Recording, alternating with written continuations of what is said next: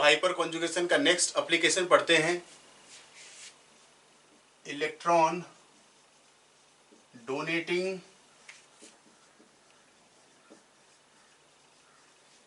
Power of alkyl group. ठीक है, तो alkyl groups are electron donating due to hyperconjugation. ठीक है बच्चों, तो अल्काइल मतलब कार्बन के ग्रुप है और कार्बन के ग्रुप में लोन पेयर नहीं होते, फिर भी इलेक्ट्रॉन डोनेटिंग है। रीजन होता है बच्चों हाइपर कॉन्जुगेशन। तो जैसे बच्चों हमने लिखा है यहाँ पर, हमने CH3 को बेंजीन रिंग से अटैच किया। अब बच्चों ये क्या है, इलेक्ट्रॉन डोनेटिंग है, तो ये अपना प्लस H इफेक्ट लगाएगा और प्लस H में इसके हम हाइपर कॉन्जुगेटिव स्ट्रक्चर देखते हैं कि किस तरीके से हम बना सकते हैं। ये H और ये H है।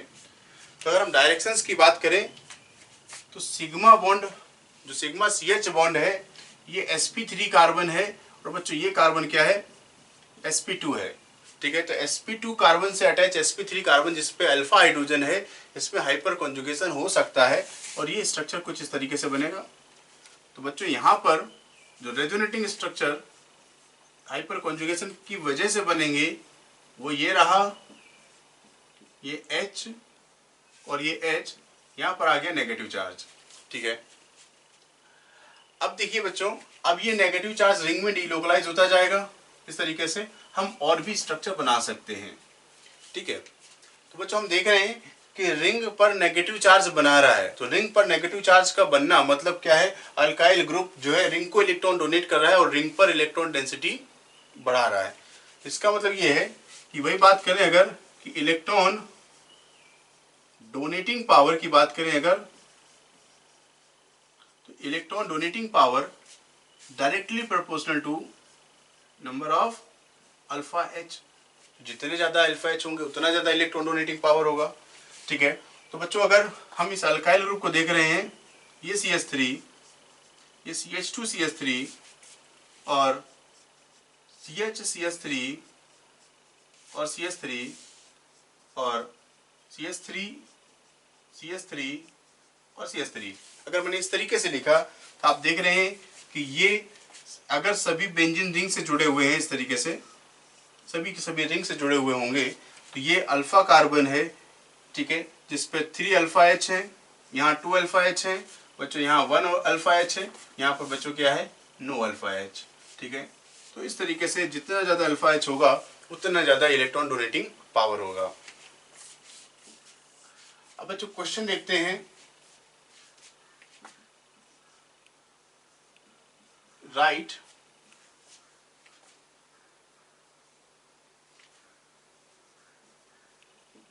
decreasing order of electron density in benzene ring। तो बच्चों अगर हम इलेक्ट्रॉन डेंसिटी के ऑर्डर को बनाना चाहें तो पहला हम केस कंसीडर करते हैं, इस तरीके से हमने बेंजीन लिया है और फिर हमने इसमें CH3 ग्रुप लगा दिया है जिसको टॉल्यूइन कहते हैं। ठीक है, तो हमने देखा एप्लीकेशन में, रेजोनेंस में भी देखा हमने, रेजोनेंस इफेक्ट में electron donating group benzene ring पर इलेक्ट्रॉन डेंसिटी को बढ़ाते हैं। तो बच्चों ये तो बेंजीन है, इसमें सभी हाइड्रोजन है, तो इसका तो कोई इफेक्ट नहीं है H का, लेकिन ये CH3 है, CH3 ग्रुप प्लस H की वजह से बच्चों क्या है, इलेक्ट्रॉन डोनेटिंग है।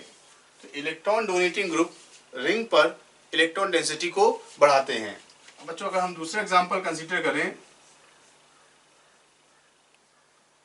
कि हमने लिया है NO2 और हमने लिया है OH और हमने लिया है CH3। अब बच्चों इलेक्ट्रॉन डेंसिटी का ऑर्डर देखें तो बच्चों NO2 तो -m का ही ग्रुप है, इलेक्ट्रॉन विड्राइंग है, और जो OH OH ग्रुप है लोन पेयर की वजह से, प्लस M का ग्रुप है, और alkyl groups are electron donating due to hyperconjugation, plus H है। बच्चों पावर क्या है, तो ये बच्चों ये दोनों ही ग्रुप इलेक्ट्रॉन डोनेटिंग है, और ये ग्रुप क्या है बच्चों, इलेक्ट्रॉन विड्राइंग है। तो इलेक्ट्रॉन डेंसिटी के ऑर्डर में क्या लिखते हैं, इलेक्ट्रॉन डोनेटिंग ग्रुप डेंसिटी को बढ़ाते हैं, और इलेक्ट्रॉन विड्राइंग ग्रुप क्या करते हैं, बेंजीन रिंग पर इलेक्ट्रॉन डेंसिटी को डिक्रीज करते हैं, क्योंकि ये रिंग से इलेक्ट्रॉन अपनी तरफ पुल करता है। ठीक है, तो बच्चों देख रहे हैं कि फर्स्ट, सेकेंड और थर्ड में जो डोनेटिंग नेचर का है, जो डोनेटिंग नेचर का है वो आगे होगा, सेकेंड और थर्ड आगे होगा, और फर्स्ट पीछे हो जाएगा। अब बच्चों अगर इनमें डोनेटिंग पावर की बात करें, तो जो जितना ज्यादा इलेक्ट्रॉन डोनेटिंग होगा वो उतना ज्यादा रिंग पर इलेक्ट्रॉन डेंसिटी को इंक्रीज करता है। अब बच्चों अगर आप देखें यहां पर, तो electron donating power plus M का ज्यादा होता है प्लस H से, M इफेक्ट H के ऊपर डोमिनेट करता है, तो M का इलेक्ट्रॉन डोनेटिंग पावर ज्यादा है, मतलब 2, फिर ये 3, और फिर ये आ जाएगा बच्चों क्या है, फर्स्ट। तो बात समझ रहे होंगे, जब हाइपर कॉन्जुगेशन और मेसोमेरिक इफेक्ट दोनों ही लगते हैं, तो मेसोमेरिक इफेक्ट डोमिनेटिंग होता है ओवर हाइपर कॉन्जुगेशन। बच्चों नेक्स्ट एग्जांपल देखते हैं।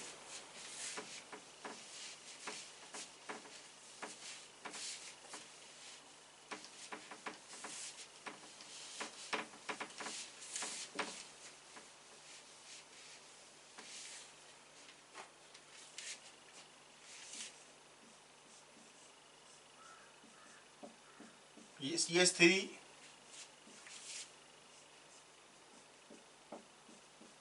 CH2 CH3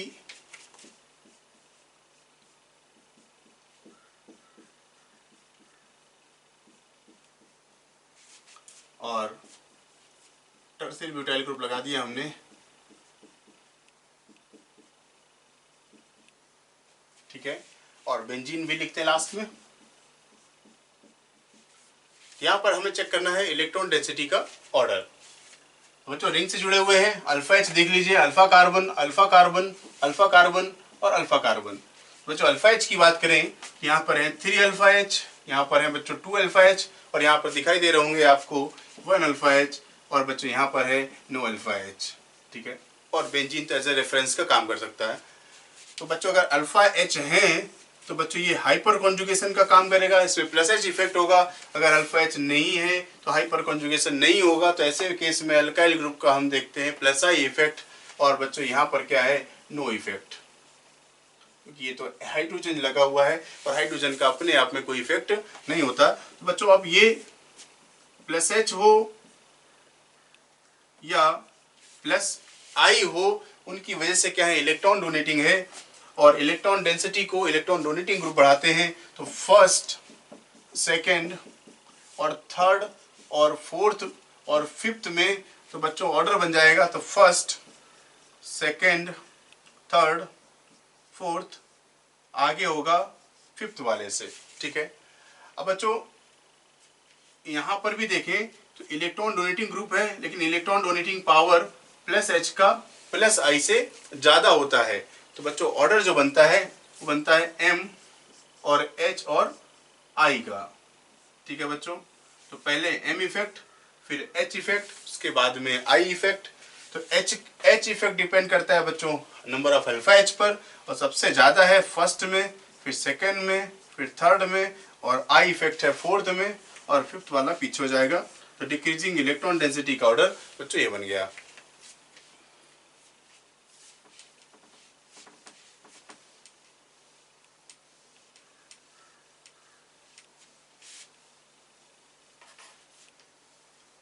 ठीक है बच्चों, एक और एग्जांपल देखते हैं।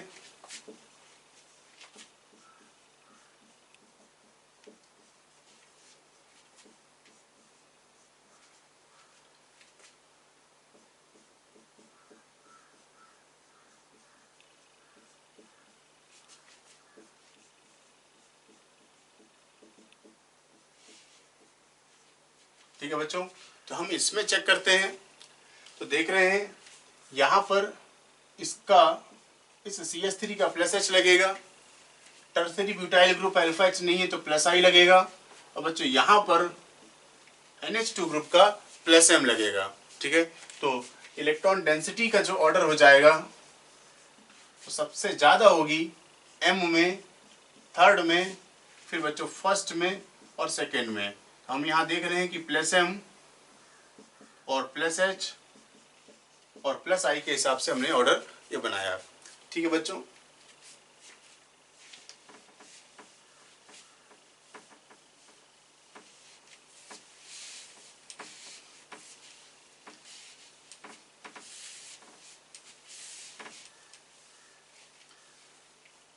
तो बच्चों नेक्स्ट देखते हैं रिवर्स हाइपर कॉन्जुगेशन।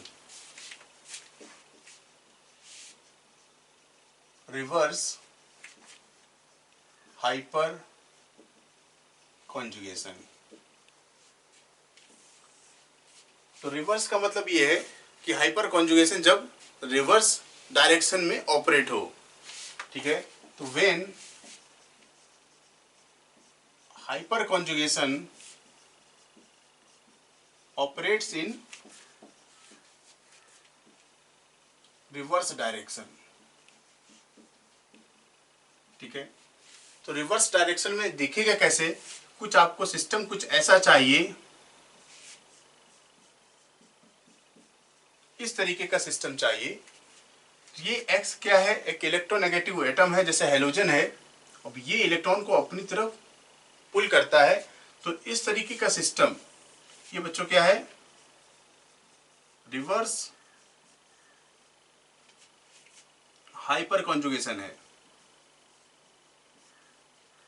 और बच्चों जब हाइपर कॉन्जुगेशन था उसमें हमें इस तरीके का सिस्टम देखने को मिलता था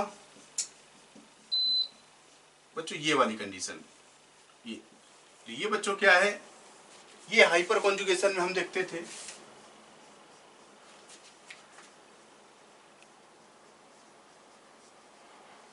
ठीक है, तो हम इसको बोलते हैं रिवर्स हाइपर कॉन्जुगेशन।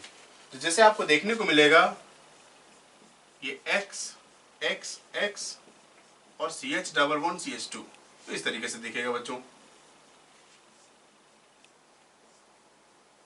ये बॉन्ड टूटा, नेगेटिव चार्ज, ये X डबल बॉन्ड CH और यहाँ पर आएगा बच्चों पॉजिटिव चार्ज, कुछ इस तरीके से। दूसरा केस हम कंसीडर कर सकते हैं, ये रिंग है, रिंग के साथ ये हेलोजन प्रेजेंट है। और बच्चों आप यहाँ पर देखिए तो रिवर्स डायरेक्शन में हाइपर कॉन्जुगेशन चल रहा है, तो कुछ ऐसा दिखेगा हमें।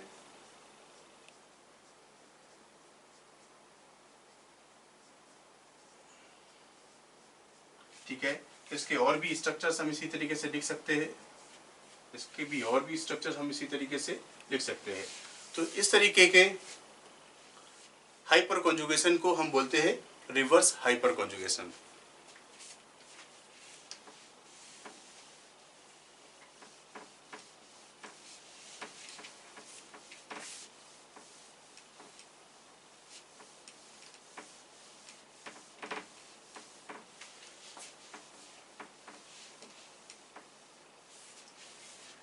ठीक है बच्चों, एक क्वेश्चन देखते हैं हम कि CH3 CH double bond CH2। ठीक है, और हम कंपेयर करते हैं बच्चों CH3 के साथ इस लेंथ को P और Q को। ठीक है, हमने बॉन्ड लेंथ चेक करना है P और Q का। और दूसरा हम कंपैरिजन करते हैं बच्चों CH3 CH double bond CH2 के साथ CH2 डबल बॉन्ड CH2 से इस लेंथ को कंपेयर करते हैं P और Q के साथ। ठीक है बच्चों, क्या है? ये सिंगल बॉन्ड है और ये बच्चों यहाँ भी सिंगल बॉन्ड दिख रहा है। तो आपको लग रहा होगा कि ये दोनों लेंथ एक जैसी हैं, सेम है। इसी तरीके से देख रहे हैं ये डबल बॉन्ड है, ये डबल बॉन्ड है, ये लेंथ क्या है? एक जैसी आपको दिख रही है। अब वास्तव में इनमें P और Q, क्या ये P और Q बराबर होंगे या P ग्रेटर देन Q होगा या P लेस देन Q होगा? क्या इस तरीके से कुछ यहाँ पर भी होगा? ये दोनों सेम हो सकते हैं या कुछ ऐसे हो सकता है या कुछ ऐसे हो सकता है। तो क्या होगा जानने के लिए देखिए, देखते हैं हम इनको बच्चों। अब बच्चों कंपेयर करें, ये तो बच्चों एल्कीन का प्योर डबल बॉन्ड है। ठीक है, तो हाइपर कॉन्जुगेशन भी बच्चों एक तरीके का क्या है, रेजोनेंस ही है। और रेजोनेंस की वजह से अब ये डबल बॉन्ड जो दिख रहा है ये प्योर नहीं रहेगा, ठीक है, क्योंकि हम हाइपर कॉन्जुगेटिव जब स्ट्रक्चर बनाते हैं तो आप देख रहे हैं ये H और ये H, ठीक है, तो इसका हाइड्रोजन और CH डबल बॉन्ड CH2, तो हाइपर कॉन्जुगेशन जब हम बना रहे होते हैं, यहाँ पर हाइपर कॉन्जुगेटिव रेजोनेटिंग स्ट्रक्चर्स जब बना रहे होते हैं तो हमें मिलता है कुछ ऐसे, और ये H डबल बॉन्ड CH और CH2 माइनस। तो अभी हम देख रहे हैं कि ये डबल बॉन्ड सिंगल बॉन्ड में चेंज हो रहा है। इसका मतलब कहीं ना कहीं ये पूरी तरीके से जो दिख रहा है ये शुद्ध डबल बॉन्ड नहीं है, मतलब प्योर डबल बॉन्ड नहीं है। तो प्योर तो ये है। तो अगर हम बॉन्ड लेंथ अगर देखें तो प्योर की लेंथ कम होगी, और जहां पर सिंगल बॉन्ड कैरेक्टर जैसा सिस्टम आ रहा है उसकी लेंथ क्या है बच्चों, बढ़ जाएगी। तो आप देखिए, तो प्रोपीन के केस में, in case of propene, carbon double bond carbon length, bond length is greater than alkene. तो अगर आप इथीन से कंपेयर करें तो इथीन से प्रोपीन का डबल बॉन्ड कार्बन की लेंथ बच्चों क्या है, ज्यादा होती है। अब बच्चों आप यहां पर कंपेयर करें, इसी तरीके से आप देखें बच्चों, यहां पर ये H है, ये H है, और ये CH डबल बॉन्ड CH2, और आप जब हाइपर कॉन्जुगेटिव स्ट्रक्चर बनाते हैं तो हमें मिलता है बच्चों ये H प्लस, ये H डबल बॉन्ड CH और CH2 माइनस। तो बच्चों आप यहाँ पर देख रहे हैं कि अभी P का सिंगल बॉन्ड है, अभी ये वहीं पर बच्चों P में क्या है, डबल बॉन्ड दिखता है ये P में। तो हाइपर कॉन्जुगेशन की वजह से डबल बॉन्ड एक्वायर्स सम सिंगल बॉन्ड एक्वायर्स सम डबल बॉन्ड कैरेक्टर।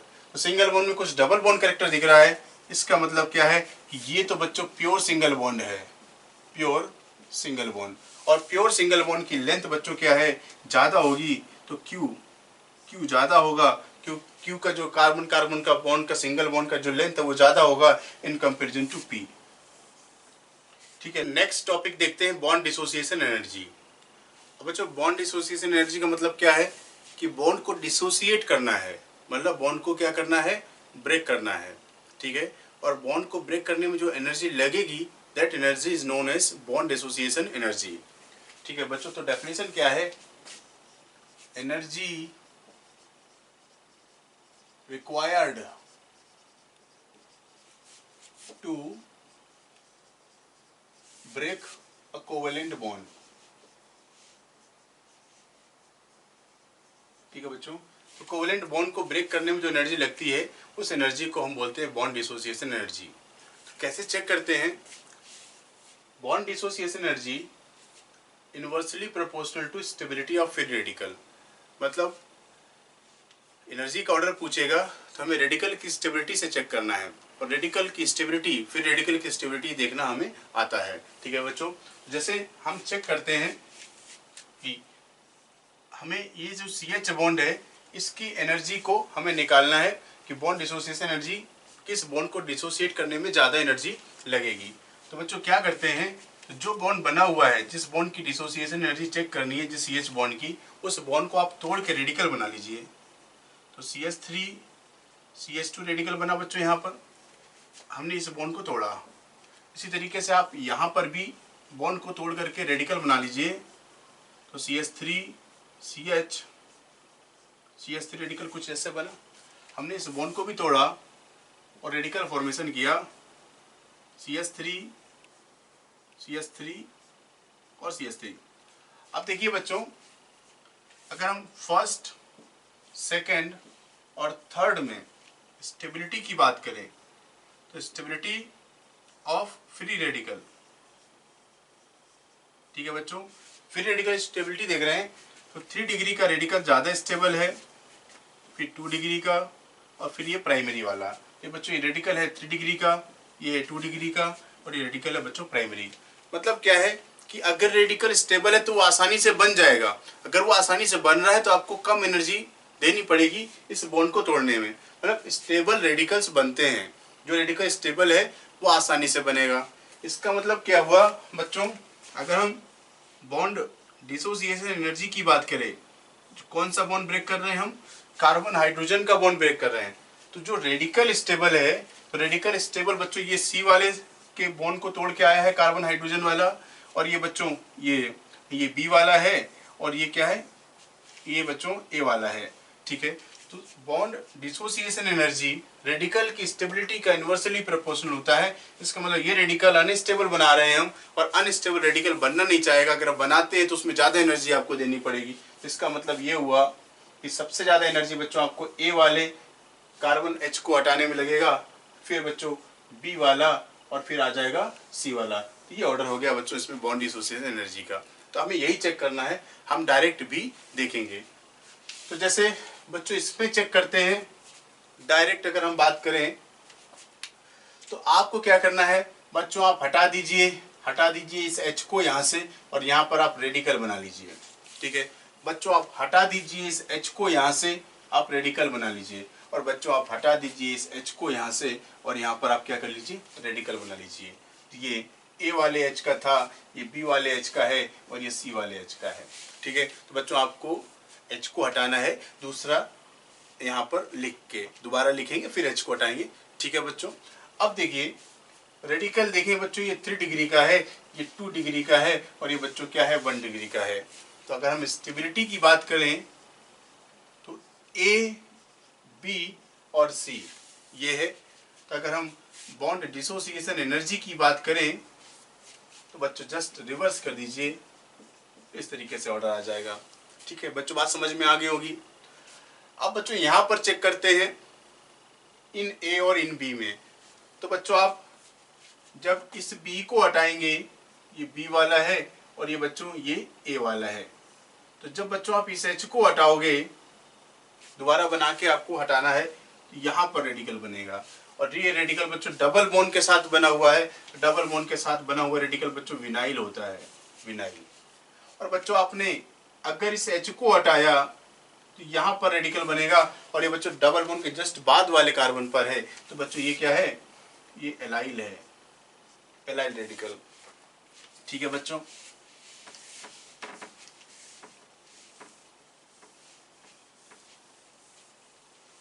तो बच्चों एलाइल और विनाइल में अगर आप रेडिकल की स्टेबिलिटी की बात करते हैं तो CH2 double bond CH radical और CH2 double bond CH2 radical. तो एलाइल रेडिकल रेजोनेंस की वजह से क्या है, स्टेबल होता है बच्चों। एलाइल रेडिकल रेजोनेंस की वजह से क्या है, स्टेबल है। तो बच्चों ये स्टेबल है। तो अगर आप स्टेबिलिटी देख रहे हैं बच्चों, यहाँ पर स्टेबिलिटी देख रहे हैं तो बी वाला ज़्यादा स्टेबल होगा ए वाले से। तो अगर आप बॉन्ड डिसोसिएशन एनर्जी देख रहे हैं बच्चों, तो बॉन्ड डिसोसिएशन एनर्जी बी में कम लगेगी, ए में ज़्यादा लगेगी। तो जो अनस्टेबल है वो बनना नहीं चाहेगा, जो स्टेबल है वो बनना चाहेगा। ठीक है बच्चों, बात समझ में आ रही होगी। तो बच्चों हम नेक्स्ट केस कंसीडर करते हैं इस फोर्थ वाले में, और फोर्थ वाले में बच्चों आपको यही काम करना है। हम तीनों कंडीशंस बना देते हैं एक बार। ठीक है, तीनों ही केसेस बना देते हैं। हम ए वाले से बनाते हैं बच्चों। जब आपने ए वाले H को हटाया तो जैसे ही हटाया तो बच्चों कुछ ऐसा मिला सिस्टम हमें, बाकी को हमने टच नहीं किया है। ठीक है, तो हम उसको नहीं बना रहे हैं। अब आप बी वाले को हटाइए, तो बी वाले को जैसे ही आप हटाओगे तो आपको मिलेगा कुछ ऐसा सिस्टम। ठीक है, बाकी भी बना देते हैं आपकी तसल्ली के लिए। तो बच्चों ये CH3 है, यहाँ तो H लगा हुआ है, कोई दिक्कत नहीं बच्चों। यहाँ पर CH3 है और यहाँ पर ये CH3 है। और बच्चों आपने क्या किया है, हमने बी को हटाया। अब हम सी वाले को हटा देते हैं।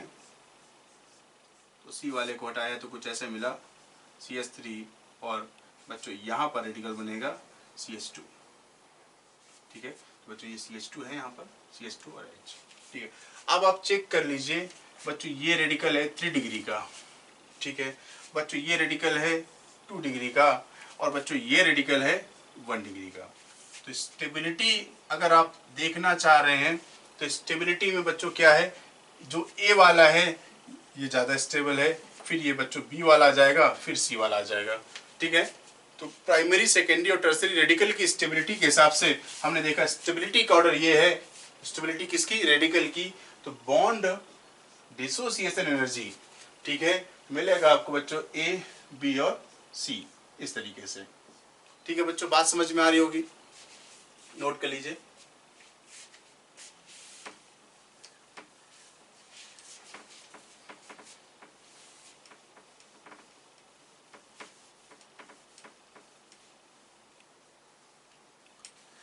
तो बच्चों हम इस फिफ्थ वाले में चेक करते हैं।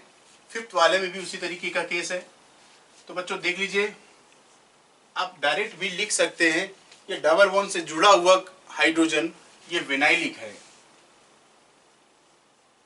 ठीक है बच्चों, अब अगर हम इसकी बात करें तो ये बच्चों ये एलाइलिक है। डबल बॉन्ड के जस्ट बाद वाला जो कार्बन है वो एलाइलिक है।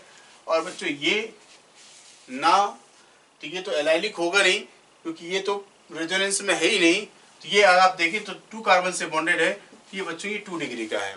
अब आप स्टेबिलिटी अगर देख रहे हैं बच्चों, स्टेबिलिटी ऑफ रेडिकल, रेडिकल में क्या है, एलाइलिक रेजोनेंस स्टेबलाइज्ड है, तो एलाइलिक आगे होगा, फिर 2 डिग्री का होगा, और फिर बच्चों विनाइलिक तो पीछे होता है। विनाइलिक रेडिकल क्या है, अनस्टेबल होते हैं। ठीक है, तो बच्चों देख रहे हैं, तो एलाइलिक वाला क्या है, बी है, 2 डिग्री वाला क्या है, ए है, और विनाइलिक वाला बच्चों क्या है, सी है। तो अगर स्टेबिलिटी की ऑर्डर क्या है, बी ए सी, तो बी डी ई का ऑर्डर क्या होगा, बॉन्ड डिसोसिएशन एनर्जी बच्चों क्या है, स्टेबिलिटी का जस्ट रिवर्स होता है। तो यहाँ मिलेगा हमें बी, फिर ए और सी। इसका मतलब जो सी वाला है, इसको, इस कार्बन हाइड्रोजन को, बॉन्ड को तोड़ने में हमें ज़्यादा एनर्जी लगेगी। ठीक है बच्चों, बात समझ रहे हैं? ठीक है, तो एलाइलिक और नॉर्मल डिग्री में आप देख रहे हैं कि एलाइलिक में तो रेजोनेंस मिलेगा, और जो 2 डिग्री वाला होता है उसमें रेजोनेंस नहीं होता बच्चों। तो अगर आप इस तरीके से देख रहे हैं कि हमें अगर इनकी स्टेबिलिटी को कंपेयर करना है, ये रेडिकल है और दूसरा रेडिकल हमने कुछ ऐसे लिया हुआ है, ये रेडिकल है। तो बच्चों ये SBr है और इसमें हाइपर कॉन्जुगेशन लगेगा। ठीक है, तो इसमें अल्फा H है, तो ये क्या है बच्चों, हाइपर कॉन्जुगेशन लगाएगा। ठीक है, और रेजोनेंस की स्टेबिलिटी ज़्यादा होती है। ठीक है, तो रेजोनेंस स्टेबलाइज्ड रेडिकल जो है वो ज़्यादा स्टेबल होगा, जहाँ पर हाइपर कॉन्जुगेशन हो रहा होगा उसकी स्टेबिलिटी क्या होगी बच्चों, कम होगी। बात समझ में आ रही होगी। अब बच्चों हम इस 6th वाले को कंपेयर करते हैं। 6th वाले में तो आप डायरेक्ट भी देख सकते हो बच्चों कि अगर आप इसकी बात करो, ये इस ई वाले की बात करते हैं अगर हम यहाँ पर, कि बच्चों ये क्या है, 1 डिग्री का, क्योंकि ये कार्बन से जुड़ा हुआ है। अब बच्चों अगर आप इसकी बात करो तो डबल बॉन्ड के जस्ट बाद है, तो ये बच्चों क्या है, एलाइलिक है। और एलाइलिक में इसकी डिग्री की बात करें बच्चों, ये 3 डिग्री का एलाइलिक है, क्योंकि ये एक कार्बन इधर है, एक कार्बन इधर है, एक कार्बन उधर है, ऊपर की तरफ है, 3 कार्बन से जुड़ा हुआ है। ठीक है, इस तरीके से बच्चों आप इस ए की बात करो तो ये 2 डिग्री का है, क्योंकि इसके ऊपर एक कार्बन है, इसके नीचे इस साइड में एक कार्बन है, तो ये 2 कार्बन से जुड़ा हुआ है। बच्चों आप इसकी इस बी की बात करें तो ये बच्चों ये भी एलाइलिक है, और एलाइलिक में ये बच्चों 2 डिग्री का है, क्योंकि डबल बॉन्ड के जस्ट बाद है, तो इसके राइट और लेफ्ट में एक एक कार्बन है बच्चों, तो ये 2 डिग्री का है। और बच्चों ये डबल बॉन्ड से डायरेक्ट जुड़ा हुआ है, डायरेक्ट जब डबल बॉन्ड से जुड़ा हुआ जो कार्बन है बच्चों, ये क्या है, विनाइलिक है।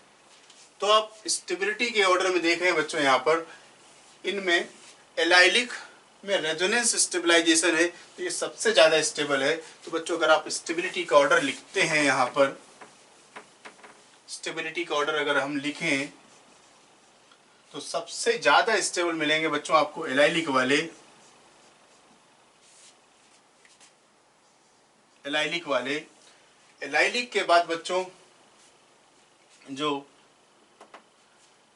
2 डिग्री वाला है ये मिलेगा, फिर 1 डिग्री वाला है,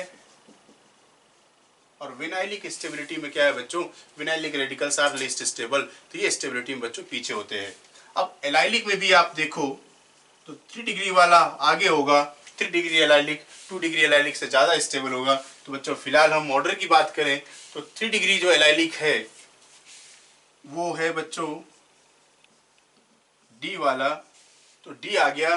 डी के बाद एलाइलिक का 2 डिग्री जो कि बी है, और सिर्फ सिंपल 2 डिग्री वाला बच्चों वो ए है, और प्राइमरी वाला बच्चों वो ई है, और जो विनाइलिक वाला है वो बच्चों सी है। तो अगर हम बॉन्ड डिसोसिएशन एनर्जी की बात करें तो बच्चों जस्ट उल्टा ऑर्डर बन जाएगा, डी, बी, ए, ई और सी।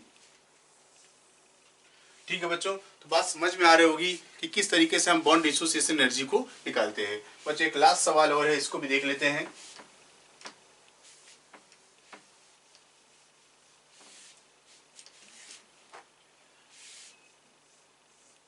ठीक है, तो बच्चों देखते हैं, ये जुड़ा हुआ है किससे, फिनाइल से, बेंजीन रिंग से जुड़ा हुआ है। तो ये फिनाइल रेडिकल बनाएगा यहाँ पर, फिनाइल फ्री रेडिकल। और बच्चों ये क्या है, ये बेंजीन से जस्ट बाहर है, तो ये क्या है, बेंजाइलिक है, बेंजाइलिक रेडिकल है बच्चों। और ये क्या है बच्चों, सिर्फ ये एक ही कार्बन से जुड़ा हुआ है, ये सिर्फ आपका क्या है बच्चों, 1 डिग्री का है।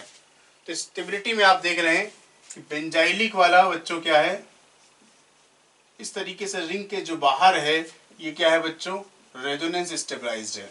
तो बेंजाइलिक रेडिकल रेजोनेंस स्टेबलाइज होते हैं, वो ज़्यादा स्टेबल है इनमें। और फिनाइल और विनाइल की तरह से फिनाइल रेडिकल भी स्टेबल नहीं होते। तो स्टेबिलिटी का बच्चों ऑर्डर बन जाएगा यहाँ पर, बेंजाइलिक फ्री रेडिकल, फिर मिलेगा बच्चों आपको 1 डिग्री वाला, और फिर मिलेगा फिनाइल फ्री रेडिकल। तो बेंजाइलिक रेडिकल कौन सा है बच्चों, सी वाला। 1 डिग्री वाला कौन सा है बच्चों, बी वाला। और फिनाइल कौन सा है बच्चों, ए वाला।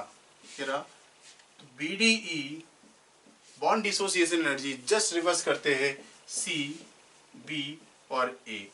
तो स्टेबल रेडिकल आसानी से बनता है, उसको बनाने में कम एनर्जी लगेगी। जो रेडिकल अनस्टेबल है उसको बनाने में क्या है बच्चों, ज़्यादा एनर्जी लगेगी। तो बच्चों एक स्टेबिलिटी ऑर्डर अगर हम देखें रेडिकल का, एक जनरल ऑर्डर, उसको भी बना देता हूं मैं।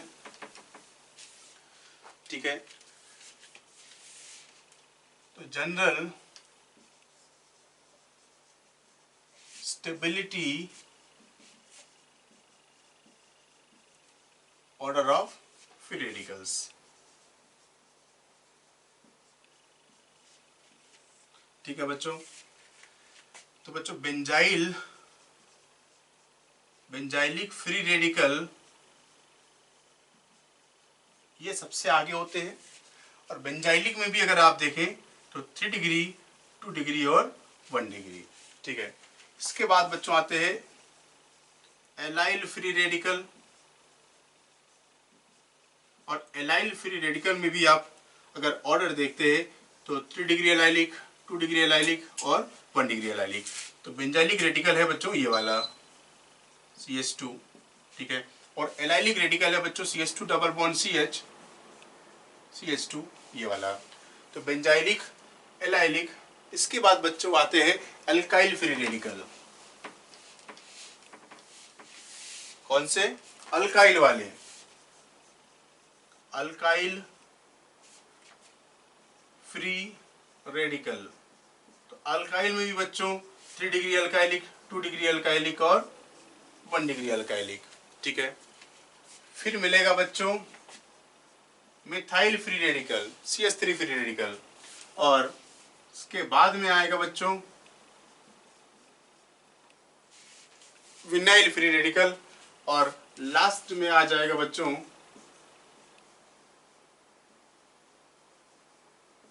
ये फिनाइल फ्री रेडिकल। ये एक जनरल स्टेबिलिटी ऑर्डर है फ्री रेडिकल्स का। हीट ऑफ हाइड्रोजिनेशन, जिसको हम HOH से लिख दिया करेंगे। ठीक है बच्चों, हीट ऑफ हाइड्रोजिनेशन जैसा नाम से पता चलता है, हाइड्रोजन जब ऐड होगा किसी अनसैचुरेटेड कंपाउंड पर, ठीक है बच्चों, तो जो एनर्जी रिलीज होती है उस एनर्जी को हम हीट ऑफ हाइड्रोजिनेशन कहते हैं। ठीक है, इसके पीछे मतलब कैसे निकालेंगे हीट ऑफ हाइड्रोजिनेशन। ठीक है, तो न्यूमेरिकल वैल्यू तो हम थर्मोकेमिस्ट्री में निकालते हैं, लेकिन यहाँ पर हमें कंपेयर करना है। कंपेयर करेंगे रेजोनेंस के बेसिस पर, कंपेयर करेंगे हम स्टेबिलिटी के बेसिस पर। ठीक है बच्चों, द एनर्जी रिलीज्ड, डेफिनेशन देखते हैं बच्चों हम, the energy released when hydrogen is added to 1 mole of a given compound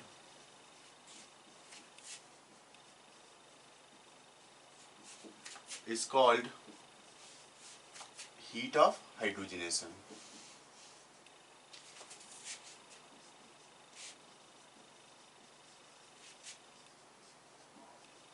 ठीक है, तो बच्चों एनर्जी रिलीज होती है, इसका मतलब ये रिएक्शन कैसी है, exothermic. The reaction is exothermic, और एक्सोथर्मिक रिएक्शन को हम लिखते हैं, इसका हीट ऑफ रिएक्शन होता है बच्चों क्या है, साइन कन्वेंशन के हिसाब से डेल्टा एच, जो हीट ऑफ रिएक्शन है उसको हम बोलते हैं negative.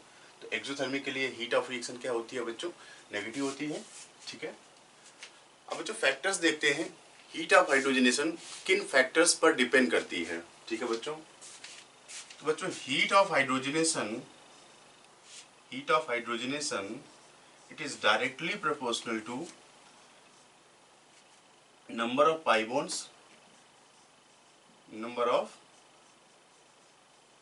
bonds and it is inversely proportional to stability।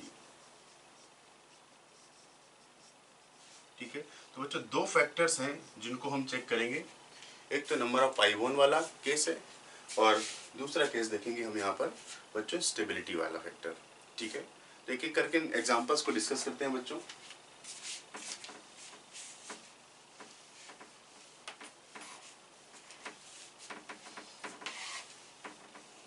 ठीक है बच्चों, तो हम एग्जांपल्स देखते हैं।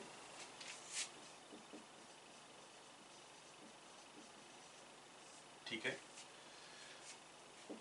Compare heat of hydrogenation.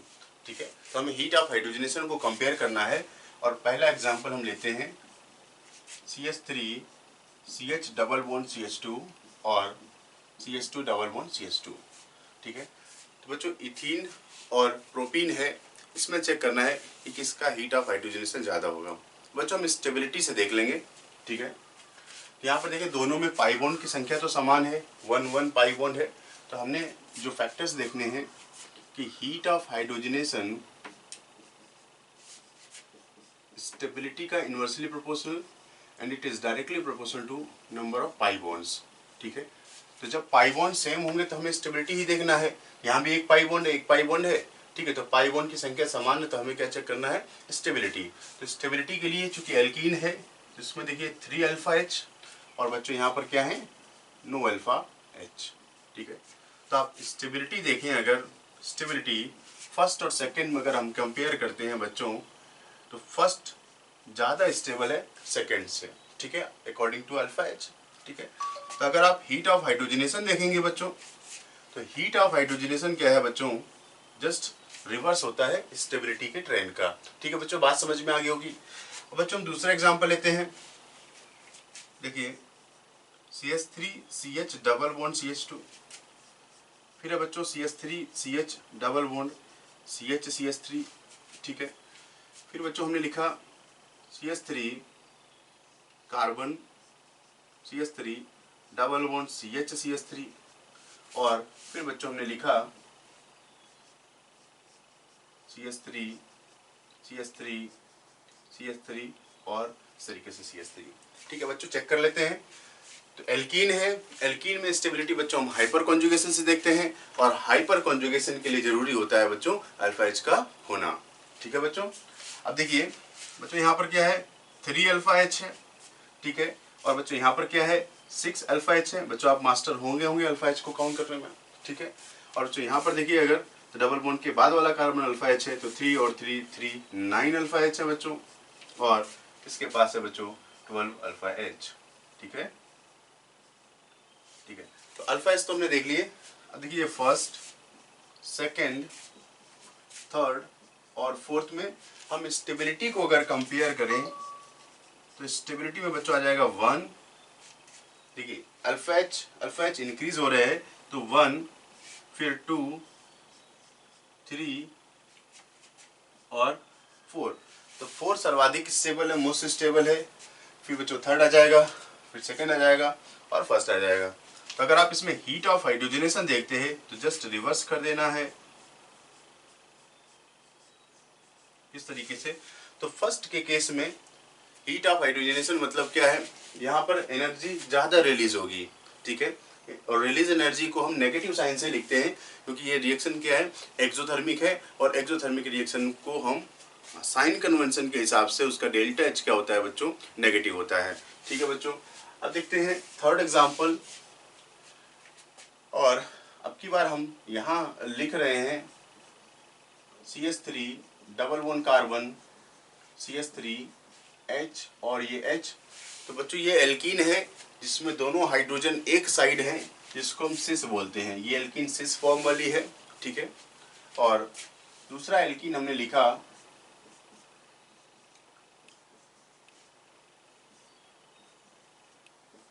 तो बच्चों इसमें हाइड्रोजन क्या है, अपोजिट साइड है। ये ट्रांस वाली एल्कीन है, ठीक है। और एक और केस लिखते हैं हम यहाँ पर बच्चों, ये केस समझ में आ गया होगा। ये वो केस है जिसमें सभी जगह पर अल्फा हाइड्रोजनों की संख्या क्या है बच्चों, समान है। Same alpha hydrogen containing alkene है। और ऐसे केस में हमने स्टेबिलिटी आपको बताया था, बहुत ही इंपॉर्टेंट केस है ये, आपको याद रखना है। तो बच्चों यहाँ पर फर्स्ट, सेकेंड और थर्ड में हमने स्टेबिलिटी को कंपेयर किया था, ठीक है। तो बच्चों यहाँ पर स्टेबिलिटी में हमने देखा था, ठीक है, कि थर्ड वाला सर्वाधिक स्टेबल था, मोस्ट स्टेबल था। थर्ड के बाद सिस और ट्रांस में कौन ज्यादा स्टेबल होता है बच्चों, ट्रांस वाला। क्योंकि ट्रांस में ये अल्काइल ग्रुप जो CH3 है ये दूर है, दूर होने की वजह से इनमें रिपल्सन कम होता है। ये दोनों ग्रुप क्या है, पास पास है, पास पास होने की वजह से ये रिपल्सन करते हैं। रिपल्सन की वजह से स्टेबिलिटी कम हो जाती है। तो बच्चों ट्रांस स्टेबल होगा और उसके बाद आ जाएगा फर्स्ट वाला। तो ये स्टेबिलिटी का ऑर्डर है। अगर आप हीट ऑफ हाइड्रोजनेशन देखेंगे तो जस्ट रिवर्स कर दीजिए बच्चों, ठीक है। तो इस तरीके से आ जाएगा। बात समझ में आ गई होगी बच्चों। तो नेक्स्ट एग्जांपल देखते हैं बच्चों, फोर्थ।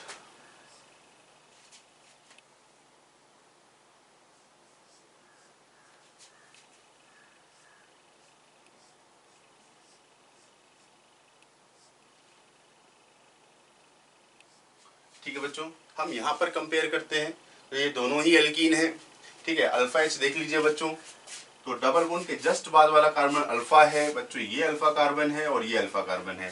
तो बच्चों अल्फा हाइड्रोजन अगर आपको देखने हैं तो आप काउंट कर सकते हैं बच्चों, यहाँ पर कितने अल्फा हाइड्रोजन है, 2 बॉन्ड बने हुए हैं, 2 अल्फा एच और 2 यहाँ पर 4, और ये टर्मिनल CH3 को रिप्रेजेंट करता है तो 7। तो बच्चों यहाँ पर अल्फा एच की संख्या क्या है, 7।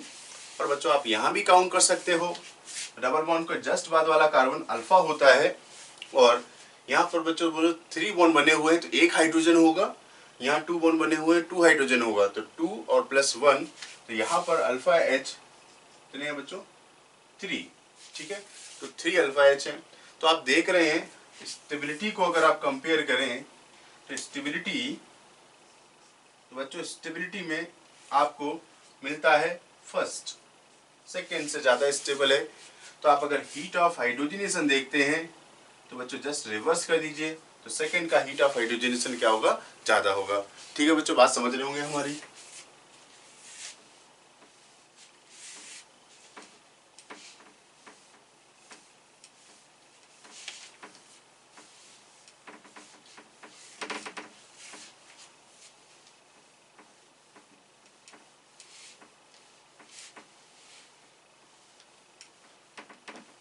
ठीक है बच्चों, तो नेक्स्ट एग्जांपल देखते हैं, शायद फिफ्थ है।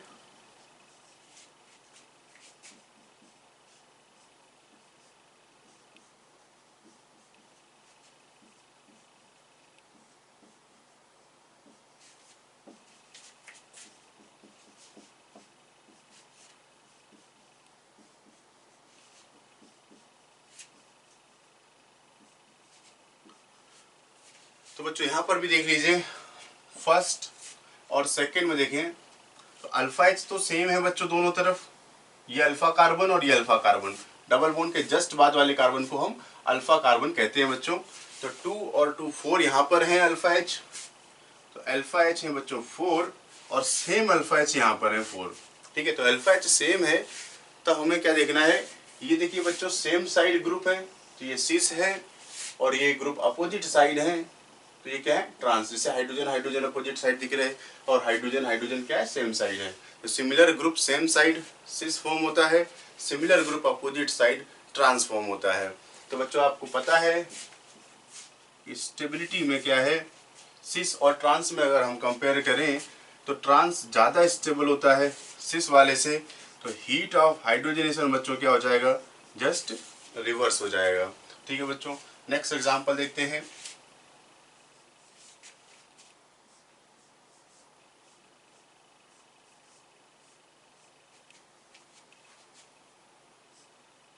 ठीक है बच्चों, तो हम कंपेयर करते हैं इस बॉन्ड की ए और इस बॉन्ड की बी। इस बॉन्ड में हीट ऑफ हाइड्रोजनेशन हम कंपेयर करते हैं ए और बी बॉन्ड की। तो बच्चों आप चेक कर सकते हैं, स्टेबिलिटी देख सकते हैं। अगर ए के हिसाब से बात करें तो स्टेबिलिटी आप देख लीजिए, अगर हम ए डबल बॉन्ड के हिसाब से बात करें तो इसके अल्फा कार्बन क्या है बच्चों, ये वाले जो हम इंडिकेट कर रहे हैं ये वाले, इसमें क्या है बच्चों 4 अल्फा एच है ए वाले डबल बॉन्ड के रिस्पेक्ट में। अगर हम बी वाले की बात करें तो बी के लिए अल्फा ये भी है, अल्फा ये भी है और बी का अल्फा ये है और बी का अल्फा ये है। तो बी के लिए आप देखें अगर, तो बी के पास है बच्चों 8 अल्फा एच। ठीक है, तो 2 इस साइड, 2 ये 4 और 2 6 और ये 2 8। तो बी के लिए जो अल्फा एच है वो कितने हैं, 8 है। तो अगर आप स्टेबिलिटी देख रहे हैं बच्चों, तो हम इस डबल बॉन्ड की स्टेबिलिटी को अगर हम देखते हैं तो बच्चों बी ज़्यादा स्टेबल है ए से। ठीक है, और हीट ऑफ हाइड्रोजनेशन जो हो जाएगा बच्चों बी का कम होगा और ए का ज़्यादा होगा, मतलब ए में हाइड्रोजन जल्दी ऐड हो जाएगा और जितनी जल्दी ऐड होगा उतना ही ज़्यादा वो एनर्जी को रिलीज करता है। ठीक है बच्चों, नेक्स्ट देखते हैं।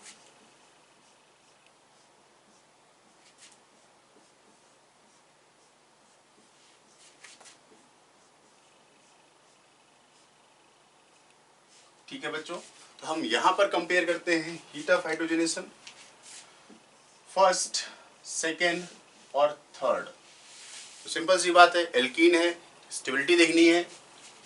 तो देखिए बच्चों अल्फा एच लिखते हैं हम ये। अब इसके लिए अगर हम देखें तो ये अल्फा कार्बन है, ये अल्फा कार्बन है, तो 4 अल्फा एच है यहाँ पर। ठीक है बच्चों, अब इसके लिए आप देखिए तो अल्फा अल्फा अल्फा और अल्फा, तो यहाँ पर बच्चों कितने हैं, 3 यहाँ पर है, 3 यहाँ पर, 6 2 8 और 2 10 अल्फा एच है। ठीक है, और बच्चों आप यहाँ पर देखिए तो डबल बॉन्ड है, डबल बॉन्ड के बाद वाला कार्बन अल्फा कार्बन होता है, तो ये बच्चों 2 और यहाँ पर 1 3 है। ठीक है, तो बच्चों आप स्टेबिलिटी तो आप निकाल सकते हो। तो स्टेबिलिटी सेकंड सबसे ज्यादा स्टेबल होगा क्योंकि 10 अल्फा एच है इसके पास, 10 के बाद ये 4 वाला आ जाएगा फर्स्ट वाला और थर्ड वाला पीछे हो जाएगा 3 अल्फा एच के हिसाब से। अब बच्चों देखिए heat of hydrogenation, heat of hydrogenation stability का इनवर्सली प्रोपोर्शनल होता है। तो बच्चों ये मिलेगा 2 1 और 3 में हीट ऑफ हाइड्रोजनेशन ज्यादा होगा, तो हीट ऑफ हाइड्रोजनेशन ही बच्चों रेट ऑफ हाइड्रोजनेशन भी होता है। ठीक है, तो अगर आपसे पूछे कि रेट ऑफ हाइड्रोजनेशन क्या होगा, ठीक है, तो सेम ऑर्डर बनता है फर्स्ट सेकेंड और थर्ड। ठीक है बच्चों, तो heat of hydrogenation he rate of hydrogenation भी है, कि अगर आपसे पूछे कि हाइड्रोजनेशन का रेट क्या होगा, भाई जहां पर हाइड्रोजन के ऐड होने से एनर्जी ज़्यादा रिलीज होगी वही हीट ऑफ हाइड्रोजनेशन है, और वही रेट भी है, ज़्यादा एनर्जी रिलीज होगी मतलब वहां पर रेट ऑफ रिएक्शन क्या है बच्चों, फास्ट है। ठीक है, नेक्स्ट एग्जाम्पल देखते हैं बच्चों।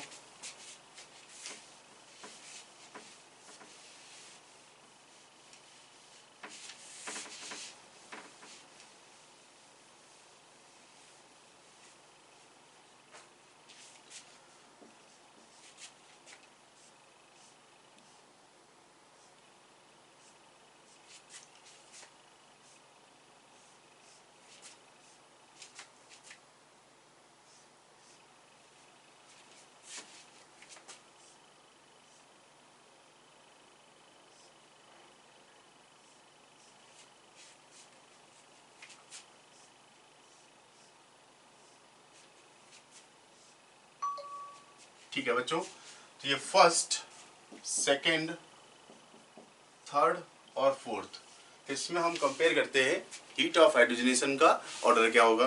ठीक है, तो एल्कीन है बच्चों, तो अल्फा एच देख लीजिए। तो अल्फा एच अगर आप यहाँ पर देखें तो बच्चों ये अल्फा कार्बन है, ये अल्फा कार्बन है, 4 हैं। और बच्चों 4 अल्फा एच यहाँ पर भी हैं। डबल बॉन्ड के जस्ट बाद वाला कार्बन क्या है, अल्फा कार्बन होता है, तो 4 है। अब बच्चों यहाँ पर देखिए, ये अल्फा है और ये अल्फा है, तो बच्चों यहाँ पर अल्फा एच की संख्या क्या है, 5 है। और सिमिलर यहाँ पर है अल्फा कार्बन और ये अल्फा कार्बन है, यहाँ पर भी अल्फा एच की संख्या क्या है, 5 है। ये 3 और ये 2 5। तो बच्चों अगर स्टेबिलिटी की बात करें, स्टेबिलिटी की अगर हम बात करते हैं तो एल्कीन है, और एल्कीन की स्टेबिलिटी हम अल्फा एच से चेक करते हैं। जितना ज़्यादा अल्फा एच होगा उतना ज़्यादा वो एल्कीन क्या होगा बच्चों, स्टेबल होगा। इसका मतलब क्या है कि थर्ड और फोर्थ ज़्यादा स्टेबल है किससे, फर्स्ट और सेकंड से। ठीक है, तो बच्चों हमने इसको अलग कर लिया। अब बच्चों थर्ड और फोर्थ में बात करें, थर्ड और फोर्थ में अगर आप देखो तो ये बच्चों क्या है, ये सिस है।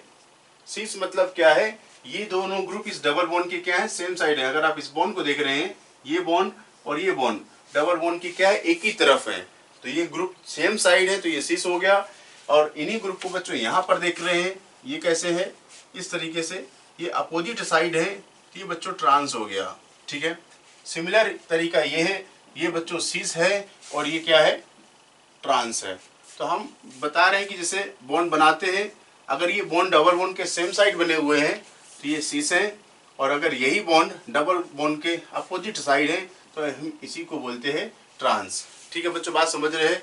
तो बॉन्ड सेम साइड सिस, और ये बॉन्ड क्या है, एक बॉन्ड इस तरफ है, एक बॉन्ड इस तरफ है, इस तरीके से अपोजिट साइड है, तो बच्चों ये क्या होता है, ऐसे ट्रांस। ठीक है, तो देखिए सिस और ट्रांस में अगर आप देखें तो ट्रांस ज़्यादा स्टेबल होता है बच्चों। तो ट्रांस मतलब 3 फिर 4, और आप फर्स्ट और सेकंड में देखिए बच्चों, तो फर्स्ट वाला सिस है, सेकंड वाला ट्रांस है, तो ट्रांस ज़्यादा स्टेबल है सिस वाले से। तो ये बच्चों है स्टेबिलिटी का ऑर्डर, और हीट ऑफ हाइड्रोजनेशन क्या हो जाएगा, जस्ट रिवर्स।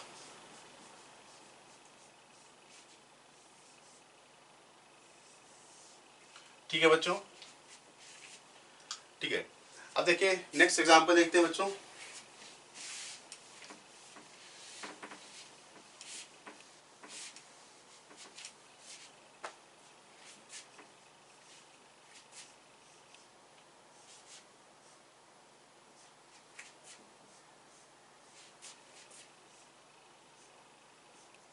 ठीक है, तो बच्चों हमने ये 2 एल्कीन लिया है।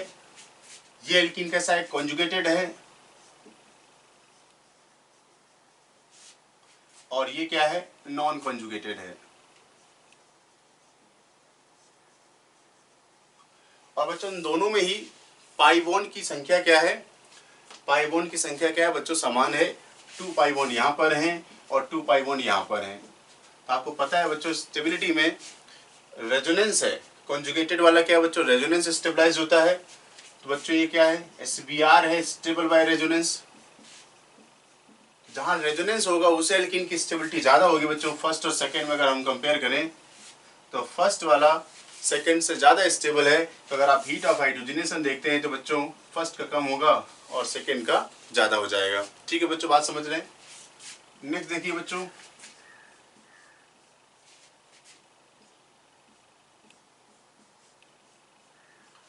तो यहाँ पर भी आप देखें अगर सेम तरीका है। ये क्या है, ये कॉन्जुगेटेड एल्कीन है, और ये क्या है बच्चों, नॉन कॉन्जुगेटेड। तो बच्चों स्टेबिलिटी का ऑर्डर क्या होगा, फर्स्ट और सेकेंड में। ठीक है, तो फर्स्ट ज़्यादा स्टेबल होगा सेकेंड से।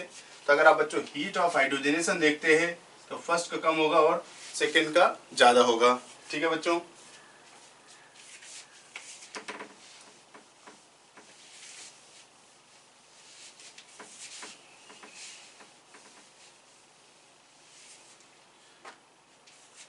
ठीक है। नेक्स्ट देखते हैं बच्चों,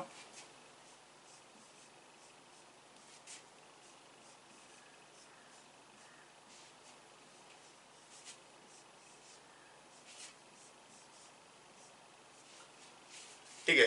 तो बच्चों यहाँ पर देखिए, अब पाई बॉन्ड की संख्या अलग अलग है, पाई बॉन्ड की संख्या अभी सेम नहीं है। तो यहाँ पर एक पाई बॉन्ड है और यहाँ पर बच्चों क्या है, 2 पाई बॉन्ड है। और heat of hydrogenation number of pi bond पर डिपेंड करता है। जितने ज़्यादा पाई बॉन्ड होगा उतना ज़्यादा एनर्जी रिलीज करेगा। तो बच्चों अगर आप यहाँ पर देख रहे हैं हीट ऑफ हाइड्रोजनेशन, तो फर्स्ट और सेकेंड में अगर देखें तो सेकेंड का हीट ऑफ हाइड्रोजनेशन क्या है, फर्स्ट वाले से ज़्यादा होगा।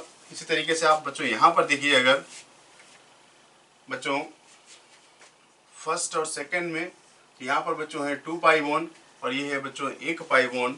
तो हीट ऑफ हाइड्रोजनेशन जो हो जाएगा बच्चों वो होगा सेकेंड का ज़्यादा होगा और फर्स्ट का कम होगा। एक और एग्जांपल देखते हैं बच्चों।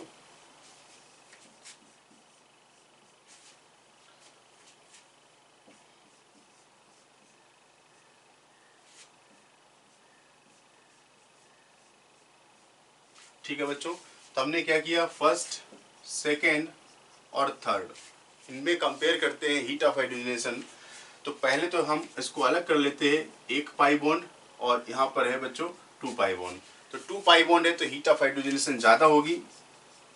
तो हीट ऑफ हाइड्रोजनेशन बच्चों सेकेंड और थर्ड का ज़्यादा होगा फर्स्ट से। अब बच्चों सेकेंड और थर्ड में अभी बिल्कुल कंपेयर किया है हीट ऑफ हाइड्रोजनेशन, तो सेकेंड का ज़्यादा है, ठीक है, और थर्ड का मतलब बच्चों यहाँ पर देखिए अभी नंबर इसको अलग लिखा है। तो यहाँ पर बच्चों थर्ड का हीट ऑफ हाइड्रोजनेशन ज़्यादा है, फिर सेकेंड का कम है और ये फर्स्ट बीच आ जाएगा। ठीक है, इसको अभी हमने कंपेयर किया है। ठीक है, तो ये बच्चों ये टॉपिक था हीट ऑफ हाइड्रोजनेशन। बच्चों हीट ऑफ हाइड्रोजनेशन के बाद नेक्स्ट टॉपिक देखते हैं हीट ऑफ कंबसन। तो कंबसन का मतलब होता है जलाना। अगर किसी ऑर्गेनिक कंपाउंड को ऑक्सीजन की प्रेजेंस में बर्न करते हैं तो जो एनर्जी रिलीज होती है that energy is known as heat of combustion. ठीक है, तो बच्चों डेफिनेशन देखते हैं कि the energy released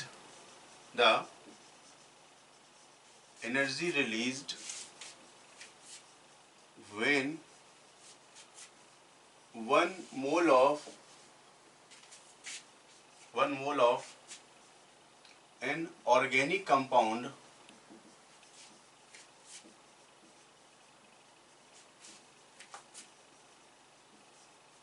undergoes combustion reaction।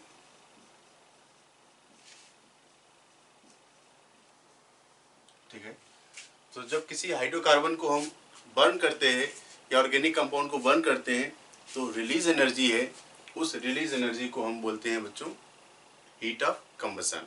ठीक है, तो बच्चों चूंकि एनर्जी रिलीज हो रही है तो ये रिएक्शन भी कैसी होगी। ठीक है, तो HOC मतलब heat of combustion reaction is exothermic और इसका भी डेल्टा H बच्चों क्या होगा, नेगेटिव। ठीक है, क्योंकि एनर्जी रिलीज है तो इस वजह से कंबसन जो रिएक्शन है वो क्या है, एक्सोथर्मिक होती है। ठीक है, अब बच्चों हम यहाँ पर भी न्यूमेरिकल जो डेटा है कि किसी ऑर्गेनिक कंपाउंड को बर्न करने पर कितनी एनर्जी रिलीज होती है, तो उसका न्यूमेरिकल डेटा हम लोग थर्मो केमिस्ट्री में पढ़ेंगे। मतलब क्या है कि ऑर्गेनिक कंपाउंड में कोई भी कैलकुलेशन है या न्यूमेरिकल वैल्यू है हम फिजिकल केमिस्ट्री में उनको देखते हैं। ठीक है बच्चों, तो देखिए हम थ्योरेटिकली निकालेंगे किस पर डिपेंड करता है, जीओसी के कॉन्सेप्ट लगा करके। तो heat of combustion directly proportional to number of carbon, क्योंकि जितना ज़्यादा कार्बन होगा उतना ज़्यादा वो CO2 और H2O में ब्रेक होगा और वो उतनी ही ज़्यादा एनर्जी को रिलीज करता है। And it is inversely proportional to stability of given compound. ठीक है, तो दो फैक्टर है, एक नंबर ऑफ कार्बन है, दूसरा है स्टेबिलिटी। ठीक है, तो स्टेबिलिटी कब देखेंगे, फॉर सेम कार्बन। अगर गिवन कंपाउंड में कार्बन के नंबर सेम है मतलब आइसोमेरिक है तो उस केस में हम स्टेबिलिटी को देखेंगे। ठीक है, तो सबसे पहली प्रायोरिटी कार्बन के नंबर को होगी, फिर सेकंड प्रायोरिटी में हम स्टेबिलिटी को देखेंगे जब कार्बन की संख्या क्या हो जाए बच्चों, समान हो जाए। ठीक है बच्चों, तो एग्जांपल देखते हैं।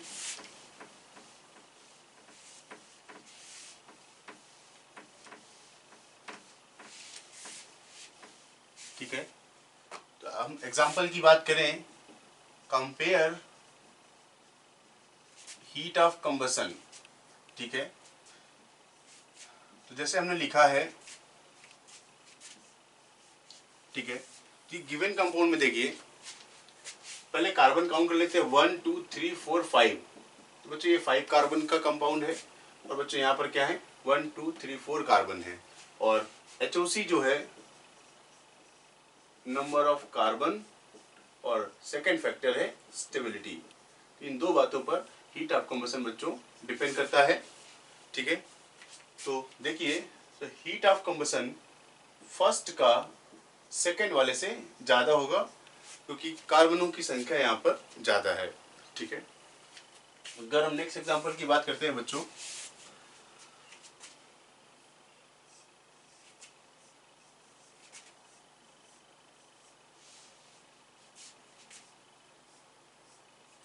इस कंपाउंड में देखिए ये 3 कार्बन का साइक्लिक एल्केन है, यहाँ 4 कार्बन है, ये 5 कार्बन है और ये 6 कार्बन है, ठीक है।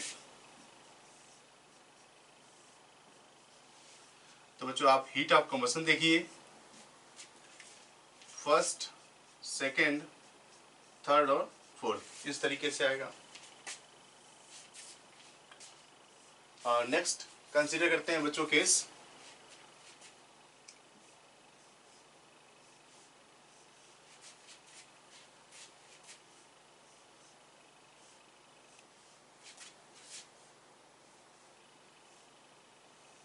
ठीक है।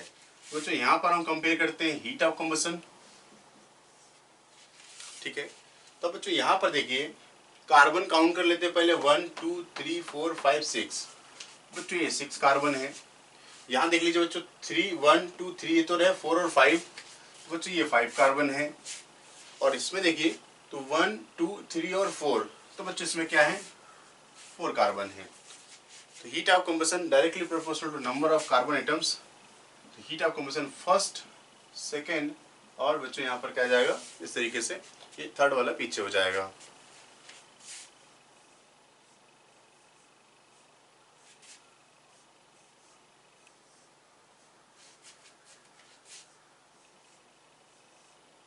तो बच्चों यहाँ पर चेक करते हैं हीट ऑफ कंबशन। तो बच्चों पहले तो कार्बन देख लेते हैं 6 कार्बन और बच्चों यहाँ पर हैं 7 कार्बन, क्योंकि 1 2 3 4 5 तो रिंग में, 6 और 7 ये बाहर है। और बच्चों यहाँ पर देखें तो बच्चों इसमें है 6 कार्बन, ठीक है। अब बच्चों हीट ऑफ कंबशन आप देखें तो फर्स्ट, सेकेंड और थर्ड में, फर्स्ट सेकेंड और थर्ड में अगर हम देखें बच्चों तो 7 कार्बन मतलब सेकेंड वाला आगे होगा और फर्स्ट और थर्ड में क्या है कार्बनों की संख्या समान है, तो फर्स्ट और थर्ड तो ये रहा, ठीक है बच्चों। अब बच्चों क्या है कि जब सेम कार्बन हो, जब कार्बनों की संख्या समान हो तब हम स्टेबिलिटी देखते हैं। और बच्चों स्टेबिलिटी में क्या है, ये रिंग 4 कार्बन की है और बच्चों ये रिंग क्या है 5 कार्बन की है, ठीक है। तो स्टेबिलिटी में अगर आप देख रहे हैं तो थर्ड ज़्यादा स्टेबल है फर्स्ट से, क्योंकि जैसे जैसे रिंग की साइज बढ़ती है स्टेबिलिटी इंक्रीज होती है। तो स्टेबिलिटी में क्या देखते हैं, ओवरऑल जो स्टेबिलिटी है 3 से ज़्यादा 4 मेंबर रिंग स्टेबल होती है, 4 से ज़्यादा 5 मेंबर रिंग स्टेबल होती है और 5 से ज़्यादा बच्चों क्या है 6 मेंबर रिंग स्टेबल होती है, ठीक है। तो यहाँ पर देखिए कार्बनों की संख्या तो समान है, तो रिंग के साइज से हम स्टेबिलिटी का अंदाजा लगाएंगे। तो बच्चों यहाँ पर अगर हम स्टेबिलिटी को कंपेयर करें तो थर्ड की रिंग है 5 मेंबर की, है ज़्यादा स्टेबल होगा फर्स्ट से। तो फाइनल जो हीट ऑफ कंबशन होगा बच्चों सेकेंड तो ठीक है और फिर बच्चों आ जाएगा फर्स्ट और थर्ड, ठीक है। तो बच्चों